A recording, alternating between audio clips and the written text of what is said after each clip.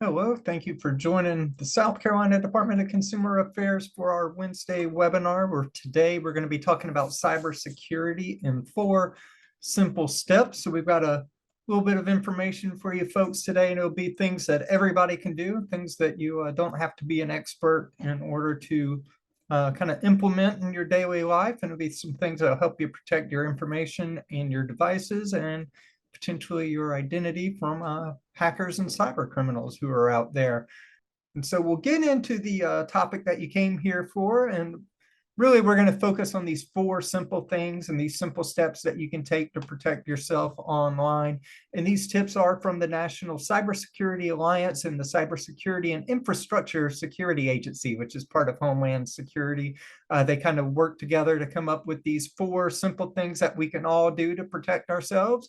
And again, these are all things that you don't have to be a, computer expert or somebody who's, got a lot of coding knowledge or anything like that. So it's really designed to be 4 simple steps that we can all take. And they're all things that we'll be covering throughout this presentation. And we'll also kind of mention a few other things that are all simple, free things to do as well. So we'll get kind of started in that. And I like to kind of focus here on recognizing and reporting phishing attempts. That's kind of where I like to start this presentation, because it's kind of the more complicated of the things that are on there. And, scammers can be very convincing, and they're getting better at tricking us all the time. So we really want to kind of focus on how to recognize and report some of these scams that may be out there. And of course, scammers like to pretend to be people you know, people you trust, and they're using these spoofing tactics all the time to try to really attack us. And they can involve emails, text messages, social media. Tell people they use any kind of way that we communicate. These scammers like to do that. Of course, this presentation, we're talking a lot about email and text message, social media messages, those things that you're kind of getting out of the middle of nowhere. And these scammers are pretending to be other folks. I'm skipping ahead there. Sorry about that. So we'll start a little bit more again on spoofing. They're pretending to be those people you know, people you trust. And the goal is kind of get information from you or get, financial details from you. Sometimes those things are all tied together. So they're wanting personal details about you and they're wanting financial details about you. And of course, with spoofing, generally, we kind of think of it as those phone calls that we get where the caller ID is, not who it actually is on the other end of the line. But nowadays, these spoofing attempts apply to everything. So they're pretending to be other people on emails. They're sending us social media messages where they're pretending to be somebody else. And they have a variety of those things that they're using. And sometimes they're even using those little computer pop-up windows that are, popping up and pretending to be a security software or maybe a financial institution or something like that. So a lot of these tactics we'll talk about apply to all those different forms of messaging. And I've got a couple quick examples. I'll start with the one that I'm sure we've all gotten recently, this one that pretends to be the toll road company, and they're saying, you've missed a payment, you ran a toll and you were supposed to pay $4.89. And if you don't hurry up, that fee is going to jump to $48.90. So, there's really going to multiply on you if you don't click that link and provide a lot of information. In this case, I think this one was looking for driver's license information, credit card information, all those details that, you really want to protect. Other times, these messages may look something like this, where you're getting something saying an order has been canceled. In this case, they were pretending to be Target. And this was one that I got, an email address that I have never used to purchase anything from. So it was coming into me, again, from an email address that Target would not have. So that was kind of my first warning sign. And 2, they used a different name variety of me too. So that was the other sign there that I know Target would never have that name. So those were kind of those first warning signs from me. And again, they're pretending to be somebody you know, somebody you trust, and somebody that you probably recognize those names out there. In that case of Target, that's a company we probably all use or have used at some time. Or there's a pretty good chance you are. So they're throwing a pretty big net out with that message. And they're hoping that there's a chance that you have, you're going to worry about that type of order. So we'll kind of look at a little bit of these different types of messages that are out there and some of the common things to look out for. And the biggest things, these are some of those little warning signs that come with it. You'll notice some kind of suspicious activity, and those are those login messages that you might get. A lot of times they'll pretend to be, a financial institution, or those pay services that you use, those little cash apps and things like that. They'll pretend to be them and say that there's been some kind of suspicious activity. And if you don't click in, on that fake link that they're giving you and provide all that login information, that something bad's going to happen to you. Again, they'll claim there's a problem with your account, some kind of problem with those payment information, and they're looking for you to provide those details about that. And again, always wanting you to confirm personal information, like that link with the toll road. A lot of those cases, they're looking for driver's license numbers and street addresses and things like that. A lot of these messages may say that there's, some kind of government refund, especially now that we're in tax time, right? We just finished tax season. Well, South Carolina had a little extension with that, so some folks may not have paid it yet, but a lot of times right after tax season, we'll start getting those text messages saying that there's an additional refund or there's some kind of problem and you've got to pay additional money with those tax services. So those would be kind of part of those types of schemes. And again, sometimes they're saying that you've got to click a link, confirm that login information, make some kind of payment, or kind of similar to that text message or message that I had from Target, there may be some kind of fake invoice. We see that a lot of times with those kind of security pop-ups where they'll say you have, several $100s of a bill that you didn't pay, something like that. So those are kind of common things that these scammers like to put out there for us. And some of the big things that we tell folks to watch out for, those generic greetings, like I said, with that Target email, they should have had my name. They didn't in that case, where they had a wrong name on that. So that would be something to look for. If they're giving you a message that says, "Dear customer," that might be the first sign of that. So just kind of look out for some of those generic greetings if it's a service that you know or a service that you use. Of course, they're always saying act now or else and want you to confirm, verify, update personal information, logins. Again, they're using that little scare tactic that if you don't do something right now, something bad's going to happen to you. And they do that to kind of get us worked up, get us afraid of what might happen if we don't take action right now.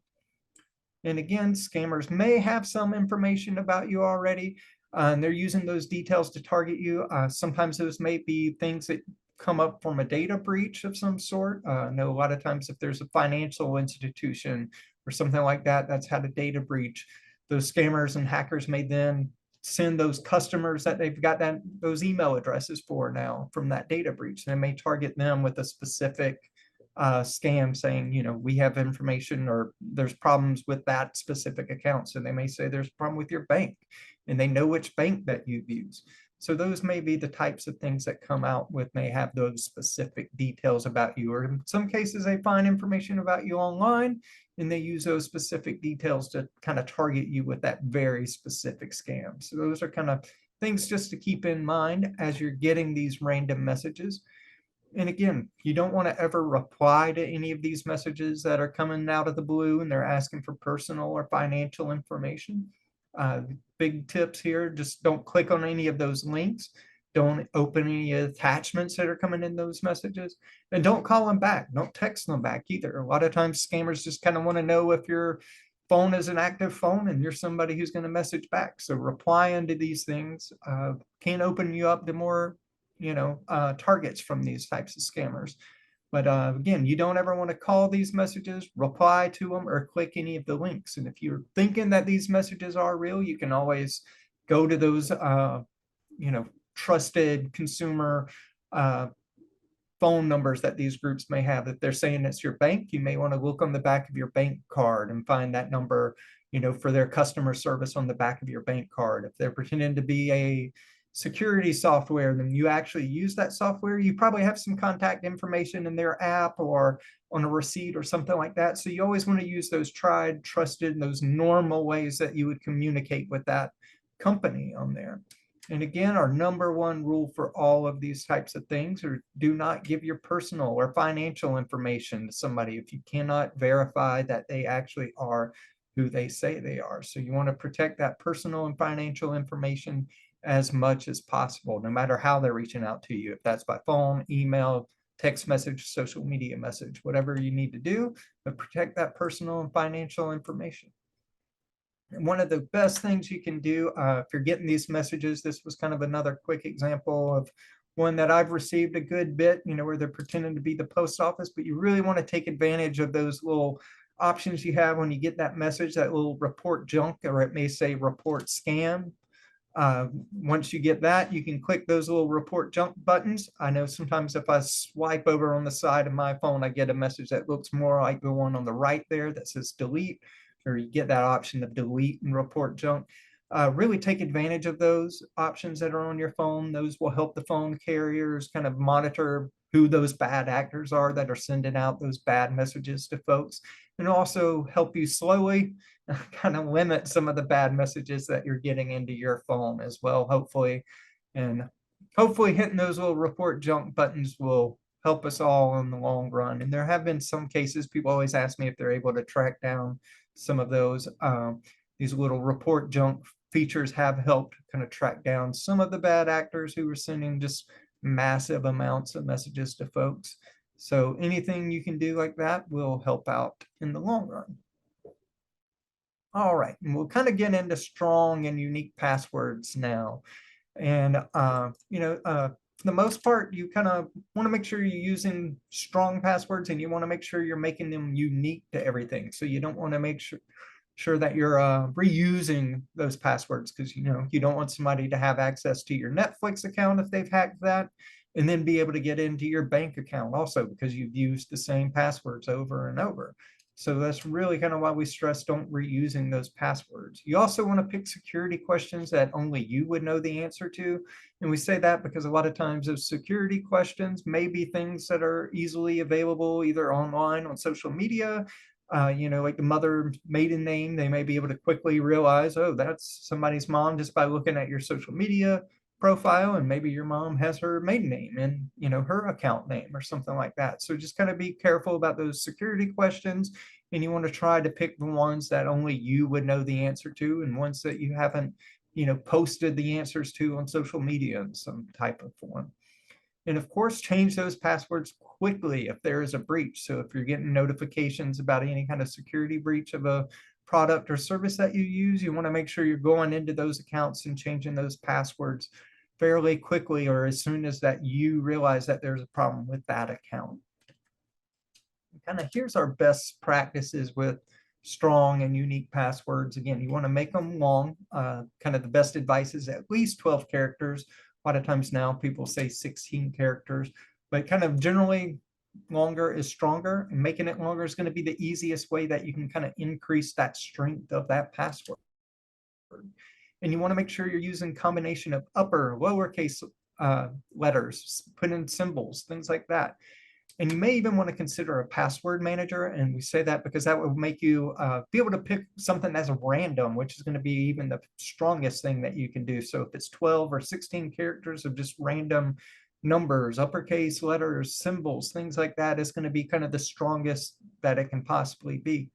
Some folks will also say make them pass phrases instead of passwords. So you would come up with different phrases that or something that you would remember, and you're kind of using that instead of a password. So you're making those little combinations of words. I know people will pick a phrase in a book or a passage of a book and kind of use that as their passwords, for various accounts. All of those different things are great tools to do. But again, a password manager is also going to be a great thing to do as well. That's a link there to Stay Safe Online, which is the Cybersecurity Alliance that I mentioned earlier. And they've got a lot of different tips and advice on picking a password manager, so that may be very helpful to you. And again, those things are going to help you kind of monitor those accounts. And I'll give you a quick little example here. You can kind of go in either through a password manager or through your browser in a lot of cases. If you're saving those passwords in your browser, if you're doing that, you just want to make sure you're protecting that, Google or Microsoft, whatever that browser password is. You want to make sure you've put that strongest password possible onto that one, and you're protecting that extremely with every kind of protection you can with a random password and a super strong password. But these things can also help you show if there's compromised passwords out there. This is kind of a quick example of one I did not too long ago with Google Chrome. And it showed in this case no compromised passwords, but it's also going to identify those passwords that may be reused. So in this case, it showed 2 reused passwords. And then it also notified one of them that was weak for us. So we were able to go in and change all that stuff that needed to be changed and kind of better protect everything. So these are all great tools that you can take advantage of. Some of the password managers you will have to pay for. But if you're using things in your browser or your phone, they all generally have some kind of feature like this that has some kind of password checkup that you can go through and really make sure that your passwords aren't compromised and that you're using the strongest one possible and you're not reusing those things. Because I know there have been several times I've gone through and found multiple reused passwords that I didn't even realize I had done that. So those are great tools to take advantage of, and they're generally free, unless you're using a password manager, which again, you may have to pay for those services depending on what type of password manager you're using. Multi-factor authentication is a great tool, and it's going to give you kind of that double security. So if you're using a strong password, it's also going to make it twice as hard for hackers to get into your accounts. Even if they have access to that password somehow, they're not going to be able to get into your account because they don't have that additional factor to get in. So you can kind of go through and look at what options different accounts offer. Sometimes it's something you have, and that might be something like an authentication app or a security key that you're plugging into your computer in order to get into those accounts. A lot of our phones have those something you are part to them, where it's, you know, the fingerprint that you put on there. Maybe it does the face scan. Those are all going to be great tools, and you can kind of pick something that you're comfortable with. Again, that knowledge factor, sometimes it would be that code that's text message to you. That's what I use a lot of times, especially with my financial institution. So if I try to log in, I'll get that text message asking for that longer code. You know, a lot of accounts are great, especially if we all have our phones around. You can hold it up and do that face recognition. Again, that's the something you are type thing. Our work, we use a smartphone app that, you know, we have to have that app on our phone to be able to get in. So those are all different things that are available to you. It really just kind of encourage you to think about what works for your lifestyle, what might work for that particular account, and just kind of make those types of decisions. I tell people I didn't really like the fingerprint when my phone used that, so I kind of opted for the text messages back then. Now it does the face scan. For some reason, I'm comfortable with that, and you know, wasn't necessarily comfortable with the fingerprint, but now I'm comfortable with the face scan. So it's really just kind of picking that thing that you're comfortable with and what works for you. As long as you're using one of these methods, you're going to be kind of adding that additional security that will protect you. So kind of how do you kind of enable that? You kind of want to go through your devices, go through those accounts and kind of see if they have that opt-in. I know a lot of financial institutions now particularly kind of require you to opt in, so that's a good thing. But you may see them kind of listed as several different things depending on the account and the service. So you might see it listed as multi-factor authentication. You might see it as two-factor, or sometimes they have it as two-step factor. You just kind of got to go through that and kind of see what those variety of things are that are listed on there. But it should be fairly easy to find those in your settings for those apps and those accounts. And again, you kind of want to implement that. You know, we really encourage wherever it's possible, but especially things like your email, your financial services, social media. We hear from folks all the time who've had their social media accounts hacked and somebody's taken over those accounts. Two-factor authentication will really protect you from those possibilities and be a great tool to kind of help you prevent that from happening. Again, you can use those popular forms. The text message is probably the one I see the most on a lot of my accounts that I use. But again, sometimes they'll do the face scan, or, you know, if it's something a lot of times around your work, you may have an application that you have to use to do those. But again, just kind of find something that works for you and works with your devices and take the proper steps for that. And I tell people this is the easiest one that we can all do, is updating your software. And you want to make sure that you're doing that as soon as you hear about those software updates. And that's going to help you kind of fix those security risks that may be out there. So these apps and these software companies are often finding, you know, variety of different holes in their security, and they'll go in and fix those. But then they push that update in order to fix that on your device and your software. So you want to make sure that you're going in and doing those updates regularly. Turning on those automatic updates will be the easiest way to do that. If you're like me, you probably fill up your phone all the time with photos and videos. So anytime I get messages about a iOS update, especially. I had that the other day where I had to go through and delete tons of stuff off my phone in order for it to be able to do that update. But you kind of want to make sure that you at least have that turned on to get those notifications that those updates are out there. Like I said, mine had the automatic update turned on, but then I got the notification that it couldn't do that because I had too much stuff on my phone. So I had to go in and delete that stuff. But turning on those automatic updates, again, it's free. It's easy. Once you've done that, you shouldn't have to think about it too hard. And you can usually find that under the software security settings on your device. So we really encourage you to do that. Again, it's something that you can do that once you've turned on automatic updates, you don't have to think about it. And like I kind of mentioned earlier, we've got a few other little things that you can do to protect yourself and that personal information besides those four main things. And kind of the thing that I'd like to encourage you to do if you haven't, kind of one of the best places to start is kind of protecting your wireless network at home. One of the things you might want to do is change those default names and passwords that are on those devices. So if you've got a Wi-Fi from a phone provider or cable provider, whoever, once you get that device, you can go in and change those default names and passwords. And kind of the reason we say that is some of those things may be available on the internet when those things are mailed out. Sometimes hackers have access to some of those passwords and phrases and things that kind of go with those devices. So that information might be out there. So you want to go in and change those and make them, again, unique to you and make them something different. And this is something I had to do a few weeks ago myself when I got a new internet provider, but it, just takes a few minutes to go through and change those names. You can also go in and change the remote management settings. You can turn that off just so if somebody does, have that password or whatever, they're not able to do it from outside of that network. They'd have to already be connected on it to do that.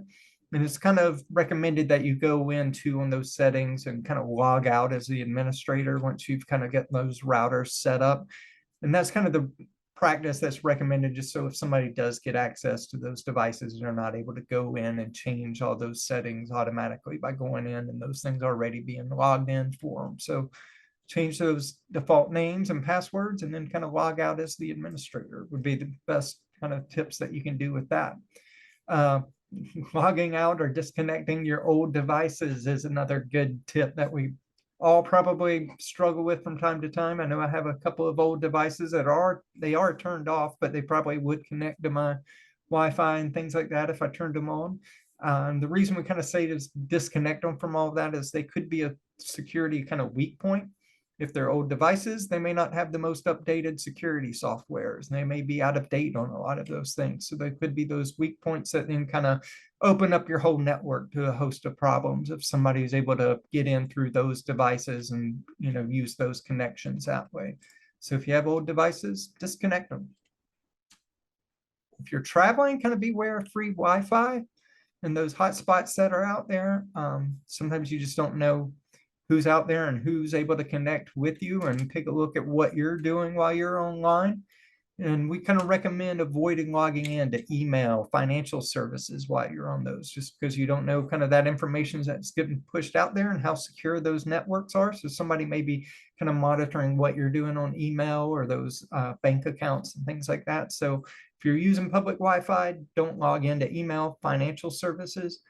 Kind of the best practice would be to use a virtual private network, or you may even use your phone hotspot. I know a lot of phone services now offer at least a little bit of those services with a mobile hotspot. You may not have a whole lot of data depending on your plan on that mobile hotspot. Most of the time, though, you'll have at least a little bit of data, and you should be able to use those and then maybe connect to your laptop or whatever through your cell phone instead of using that mobile Wi-Fi. Now, if you're making purchases online, which I'm sure you are because we all do, right? You'll kind of want to keep in mind what you're paying for and how you're paying for it. And we kind of recommend using a credit card over your debit card. And that's just because it's going to offer you a lot more consumer protections if something goes wrong.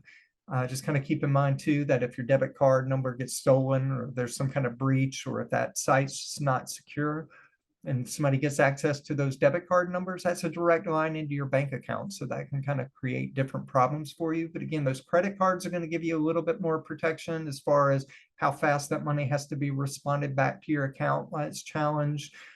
Tell people all the time, if your debit card gets stolen, I've had friends who've had, bad transactions made online with their debit card, and then they've had major bills due shortly after that. And, those challenges still were in place and that money not refunded onto their accounts yet while that was going on. So that can cause a big problem. So if you're able to use a credit card while you're shopping online, take advantage of that. And that's going to give you a little bit more protection than what a debit card would be able to offer you.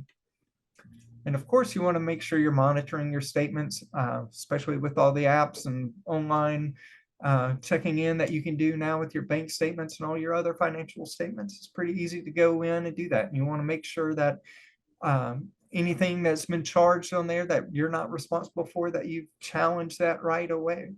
And if you can set up alerts, you want to go in and set up those transaction alerts that are out there so you can get all those details about anything that's been made right onto your phone.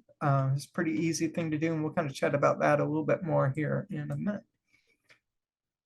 And if you're on social media or doing things online, you kind of want to just kind of share with care is what we say about that. Just kind of think about what those posts reveal, what it might reveal to other people, but we also kind of say it may affect others as well. So if you're posting a lot of details about things with your family, it may kind of expose somebody else to some kind of identity theft situation or something out there.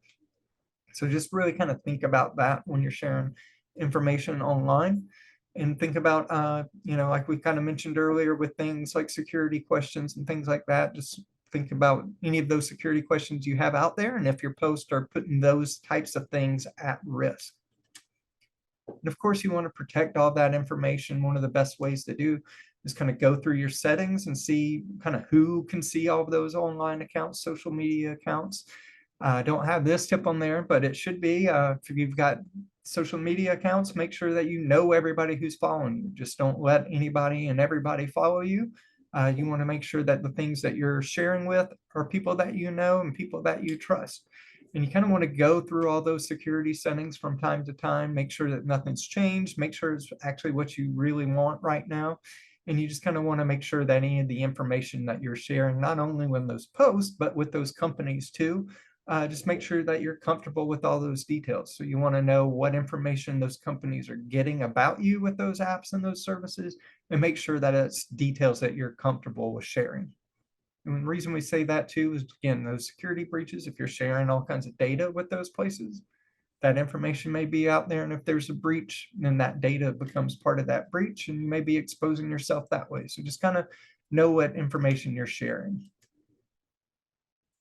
And we encourage folks to check their credit reports regularly. Annualcreditreport.com is the site that we recommend using, and that's because it's authorized by federal law. So there's certain things that they have to do to protect your information, and there's certain requirements on how they can use your data or not use your data when you're using that. So annualcreditreport.com is going to be the best place to go. And we know that other sites are out there that offer free services with credit reports, but most of the time they're kind of using a little bit of information about you to offer you some other type of service or something like that. So they may be targeting you with ads or using some of your information to, report it to other companies to offer you services or something like that. So just kind of keep that in mind. Annualcreditreport.com is where you're going to want to go. And they'll offer you a free credit report once every week now, which has been a change the last couple of years, but that service is available at least once every week. So you want to go through that quite regularly, at least once a year. Just make sure everything's accurate, make sure all the details actually belong to you. Make sure that any accounts that are listed, any of the dollar amounts are what they should be. So if you have a credit card, you want to make sure that what's listed is there as what you owe is what you actually owe, and that the limits are the actual limits on there. So you want to make sure all that stuff is accurate as you're going through it. And if you're finding signs of identity theft when you're looking at that, so if you're finding accounts that you don't recognize, or addresses, names, phone numbers that aren't yours, might be the sign of identity theft, and you might want to consider placing a fraud alert on those accounts. So you'll place that on your credit reports. Basically, you have to call or contact one of the credit reporting agencies, Experian, TransUnion, or Equifax. Those are the three big ones. So you'll get in touch with one of them, and they'll notify the others that you need that fraud alert in place. And basically, that's going to tell anybody, if you're applying for credit, that they need to take additional steps to make sure that it actually is you applying for that credit. And one of the best tools that everybody should do is place a security freeze on your credit reports. You do have to do this with all three of the major credit bureaus. So you go to Experian, TransUnion, Equifax, you can either call them or go to their websites and put that freeze in place. And it's going to stop other people from using your credit or accessing your credit report. So basically it stops those new lines of credit from being created in your name. And kind of the example I give with folks with this, why it's important is, a few years ago, I put a freeze on my credit reports when I started working here. And then last year, somebody tried to apply for a credit card in my name. But because I had that freeze in place, that application was not able to go through. I got a message from one of the credit bureaus said, this application been placed in your name. If it was you, freeze your or thaw your credit report. You got to unfreeze it. And then I would be able to kind of reapply for that line of credit. But this is a great tool to take advantage of, and basically will stop other people from using your information. Now, if I needed to apply for a new loan, I would have to go in and thaw that or lift it. And generally you can do that within an hour. If you're doing it on the website, it will be thawed in an hour, and you can then apply for that new line of credit. So if there's a car you need to buy, or I had to do this a few weeks ago when I applied for a new internet provider, so I had to thaw my credit reports. Once that went through, I was able to put in that application. They ran my credit. Once that went through, I was able to freeze it again, and it puts that security measure back in there. So again, nobody's going to be able to take out those new lines of credit without my permission, and kind of puts you in control of that. So it really kind of locks things down for you, and it's a great tool to take advantage of. And again, you've just got to contact Experian, TransUnion, Equifax. You got to contact all three individually, and it'll put that freeze in place for you. And it's a great free tool that you can do. And as we kind of wrap up here, I do want to kind of share our main takeaway. Again, security isn't always 100%. So we always tell people you want to keep adding those layers of security. So even if you're using a strong password, you then want to use multi-factor authentication. That's going to kind of provide that additional layer. Then if you're updating that software, that's going to provide another layer. And then, of course, you want to make sure that you're protecting your information from phishers and hackers and all that type of stuff. So just kind of make sure you're kind of adding those multiple layers of protection, and that's going to get you closer and closer to being stronger and stronger the more you take that in. And again, kind of the more security measures you put in place, the higher the protection is going to be there. And I do encourage you folks, if you've been a victim of an identity theft or scam situation, you can let our office know. Again, we have an identity theft unit who kind of walk you through that process. You can go to consumer.sc.gov, and there is a little button there on that how do I that will give you that report a scam or report identity theft. And if you are an identity theft victim, they'll kind of give you our little toolkit, and they'll kind of walk you through this process, but they have a lot of information that they kind of walk you through with stopping the damage, just different things you might be able to do to minimize further damage to you, and things you might need to do to kind of better protect your accounts and your information. And we've got a variety of information on our website. The credit reports guide that you just saw fly in there in a second ago, that's got a lot of really great details for you. Ditch the Pitch is a fantastic one for you as well. That's got a lot of our scam prevention information. And of course, we have our ID theft prevention guide as well on our website. And we also got our cybersecurity basics, but that is in our presentation box. So hopefully you guys were able to download that today. And if not, we'll drop it back in there in a few moments, and we can get that to you. If you don't already follow us on social media, please do. We've got a lot of different educational materials and scam prevention tips that we put out on Facebook and X. And if you've missed one of our webinars, you can go to YouTube and take advantage of those. We usually put our webinars on YouTube later that day or the next day on SCDCA TV. That's our kind of username with that. So go over to YouTube, and you can find a lot of our different presentations that we've done over the past few months. I'll give you a quick look at what we've got coming up over the next month. Again, our Wednesday webinars, 10:30 every week. Next week will be understanding your electric bill. So our advocacy division, they'll be kind of taking a look at those bills for you and kind of walking through the different little line items you may see on there, because of course, it's a little more complicated than just what you use in power. You may see a few other different little fees and things on there as well. So they'll kind of go through those bills and kind of explain a lot of the different things that you may see on your electric bill. May 7th is Hurricane Preparedness Week that week. So we'll be kind of talking about things to plan and respond to a potential disaster or emergency situation, including some of those home repair and scams that follow those disasters. May 14th, we'll be talking about some common text message scams that are out there. So if you're like me, my phone has been blowing up the past week with a whole variety of text message scams that are out there. So we'll be kind of talking about some of the most common ones that are out there in the big five that the Federal Trade Commission says that are kind of targeting people all across the country right now. Then May 21st, kind of as we get ready for Memorial Day and all the travel that, we're going to go over some different ways you can guard your wallet and your personal information whenever you're traveling. So that might be a little bit of good information for you if you're planning to hit the road this summer. And I did see a few little things pop up, I believe, on the questions in the chat box here. So I'm going to try to get a look into that for us. See, I've got a little notification here. Somebody did ask about the slides, so we're going to try to get that to you. Somebody said the chat may have been disabled, so I'm going to see if I can get that fixed. But all right, if you have any questions and we weren't able to cover that in the presentation, please feel free to email me. You can call me. My number's there on the screen too. My email's there. I should be around the office most of the day. I will be out of the building tomorrow for a presentation, but I will try my best to get to you guys today if you're shooting us a message. And again, we thank you for coming today for our Wednesday webinar. And we hope you'll join us for one of the upcoming ones. And we hope you have a good rest of your day. Now I'm going to go ahead and say goodbye. And if you shoot me a message, we will get back to you. And thank you again, and we will see you next time.